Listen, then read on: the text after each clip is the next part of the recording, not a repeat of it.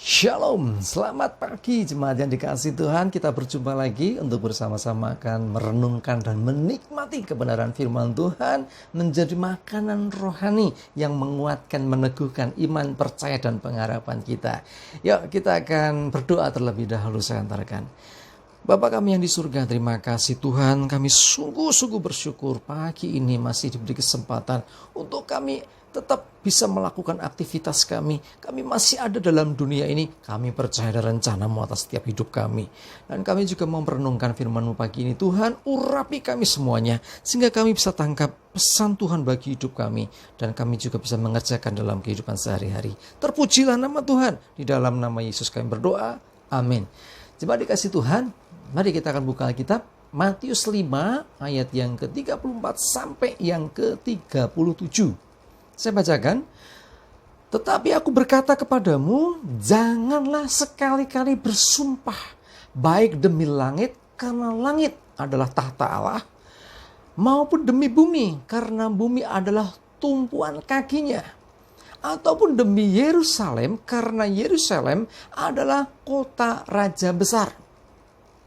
Janganlah juga engkau bersumpah demi kepalamu, karena engkau tidak berkuasa memutihkan atau menghitamkan selai rambut pun. Jika ya, hendaklah kamu katakan ya. Jika tidak, hendaklah kamu katakan tidak. Apa yang lebih daripada itu berasal dari si jahat. Ya, jemaat dikasih Tuhan, di waktu-waktu ini yang namanya perkataan atau ucapan itu banyak yang susah dipegang. Ya, misal sebagai contoh, ya, pada pejabat pada waktu dilantik itu kan ada istilahnya, ada sumpah jabatan.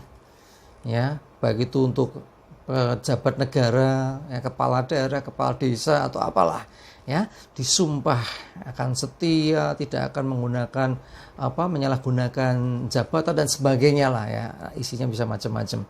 Tetapi sering juga kita dapati tidak waktu lama mereka-mereka yang sudah bersumpah itu ternyata harus berurusan dengan KPK. Akhirnya mendekam di penjara. Karena apa? Melanggar sumpah jabatan. Ya, jadi tidak iya di atas iya. Ya, ngomongnya iya, prakteknya akhirnya jadi tidak. Ya, hati-hati saudara. Ya, orang Jawa itu punya istilah. Ya, seringkali saya dengar ngomong gini. Esok dele sore tempe, nah sesuk tempe bosok, sesuk sambal tumpang. Semua bahannya sama dari dele, tapi berubah terus. Saudara dikasih Tuhan, yuk kita orang percaya harus berbeda. Makanya Alkitab katakan, janganlah kamu bersumpah. Dalam pelantikan, orang Kristen tidak berkata aku bersumpah. Sering kita dengar istilahnya, saya berjanji. Ya, karena ucapan orang percaya itu harus memang dapat dipegang. Kenapa Tuhan tidak menginginkan tidak berkenan orang untuk mengucapkan sumpah? Karena Tuhan mau bahwa setiap orang percaya bahwa ucapannya itu adalah sesuatu yang dapat dipercaya. Jadi tidak berubah-ubah. Kalau iya, yuk iya. Tidak, ya tidak. Jangan ya, terus nanti jadi tidak jadi ya. Nah, karena dikatakan kalau demikian, ya selebihnya daripada ya dan tidak tadi, yang setengah-setengah tadi, yang tidak tentu itu, ya dikatakan dari si jahat. Iblis sering main di sana, saudara. Ya, artinya apa? Dia sering kali memanfaatkan keraguan atau kebimbangan hati orang. Ya, sebetulnya mengatakan ya, kemudian berubah tidak. Saya mau katakan, makanya di Kristen tidak ada perceraian, contohnya nih. Karena di dalam pernikahan Kristen ada janji nikah, dikatakan di sana setia seumur hidup. Ya, artinya sampai maut memisahkan. Loh, itu ucapan, nilainya sama dengan sumpah. Ya di atas iya, tetapi kalau ada orang Kristen bercerai, saudara, artinya dia sudah mengingkari itu. Ya, dosa nggak? Dosa dong, firman Tuhan bilang gitu. Lah itu si A, si B, nggak usah pandang si A, si B. Mari kita lihat diri kita. Kita belajar untuk memegang kebenaran. Ya, mari jaga betul pernikahan kita, keluarga kita. Karena di situ juga ada janji nikah. Ya, di atas ya, tidak di atas tidak. Dan banyak hal yang lain lagi. Saudara, kalau Anda yang menyaksikan siaran ini, saudara adalah pejabat pemerintah ya, sebagai abdi negara, saudara dilantik dengan sumpah jabatan. Ayo belajar juga pegang itu. Amin. Ya. Bukan hanya itu, dalam kehidupan sehari-hari di lingkungan masyarakat kita, jadilah kita orang-orang percaya yang dapat dipercaya. Ya, jadi artinya orang Jawa bilang wongi sing dicekel guneme. Ya, jadi artinya ucapan kita ini yang dipegang orang. Kalau kita mengatakan ya, ya harus ya. Kalau kita mengatakan tidak, ya harus tidak. Jangan pelin-pelan. Jangan kita jadi orang yang tidak dapat dipercaya. Karena kalau kita dapat dipercaya, maka berkatnya besar. Amin.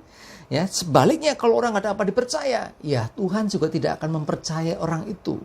Ya, setia dalam perkara kecil, memegang perkataan, maka Tuhan percayakan perkara yang lebih besar. Amin. Ayo saya mengajak kita semua belajar dari perkara ini. Ya atau tidak. Jangan ya tapi tidak, jangan tidak tapi iya. Jangan pelin-pelan. Pegang betul ini, maka Tuhan akan percaya engkau untuk suatu perkara yang lebih besar. Amin, kita berdoa. Bapa di surga, terima kasih Tuhan. Biar renungan singkat pagi ini Tuhan, untuk kami belajar mulai memegang perkataan kami sendiri. Ya di atas ya, tidak di atas tidak. Sehingga kami menjadi orang yang dapat dipercaya di hadapan manusia dan di hadapan-Mu ya Tuhan. Kami percaya Tuhan, ketika kami menjadi orang yang dapat dipercaya, maka berkat Tuhan menyertai kami. Maka kepercayaan dari Tuhan yang akan mempromosikan, membawa kami semakin naik dan bukan turun. Semakin dipercaya Tuhan, kami percaya Tuhan akan senantiasa membawa kami dari kemuliaan kepada kemuliaan yang berikutnya. Terima kasih Tuhan, kami bersyukur menyerahkan hidup kami, pimpin kami hari ini Tuhan. Dalam pemeliharaan penyertaan-Mu, jauh celaka mara bahaya, dalam damai sejahtera, aman selamat, jauh corona dan mara bahaya. Dan kami percaya Tuhan, hidup kami biarlah menjadi hidup yang dapat dipercaya oleh manusia dan Tuhan. Terima kasih, hanya dalam nama Tuhan Yesus kami bersyukur dan berdoa. Amin. Yuk, cuma dikasih Tuhan, kita tetap maju terus dalam iman dan pengharapan, semangat, dan Tuhan Yesus memberkati kita semua. Amin.